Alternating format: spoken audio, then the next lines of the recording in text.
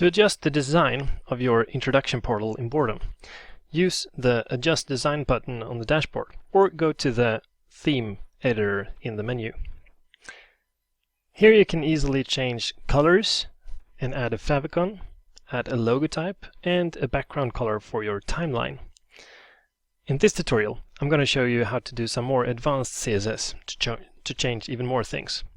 But first, we'll take a look at the basic settings. Here we see the logo type, and we have some coloring on the menu and on this text, and we have the image background to the timeline. But very often you want to change the font, for example, or some specific colors or the button appearance and so on. That's when we use the custom CSS. So I'm switching over to the CSS code that I'm going to use to implement this. First, we'll take a look at the font face. And as you can see here, we have some different texts. We have the header 2, header 3, paragraph text and menus, and the button text. In this case, I'm going to throw in all those. I'm going to copy that text and add it into the custom CSS and click Save.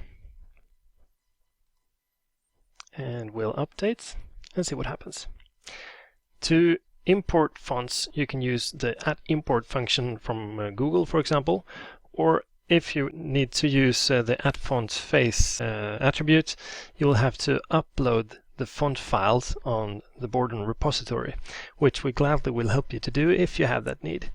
Just contact us and we will help you with that. But here you can see we have the title in a custom font.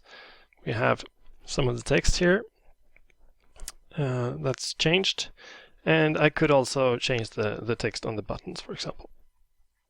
Okay, next thing we want to change is the header. In this case, I want to add a little bit of a shadow to the header.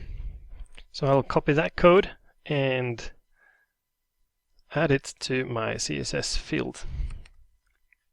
Also, so you don't have to wait, I'll change the color of the timeline black box. The timeline black box is, let me show you here. The timeline black box is that the background to that text on the timeline, which is default set to black. But in this case, I want to hide that and change it to transparent, basically. So I'll add that code as well and click Save. And we'll update the site and see what it looks like. Okay, so now we want to have a white header with a small shadow, just like that. Also, we can see that the black box disappeared, basically, so the text now is on the transparent background and actually on the image. This means you could change to any color, basically. Okay, so the next thing we want to do is changing the buttons. I'll copy all that text and add it right here, and we'll see what happens. In this case, I wanted some rounded buttons or change the color of them, and this is what they look like now.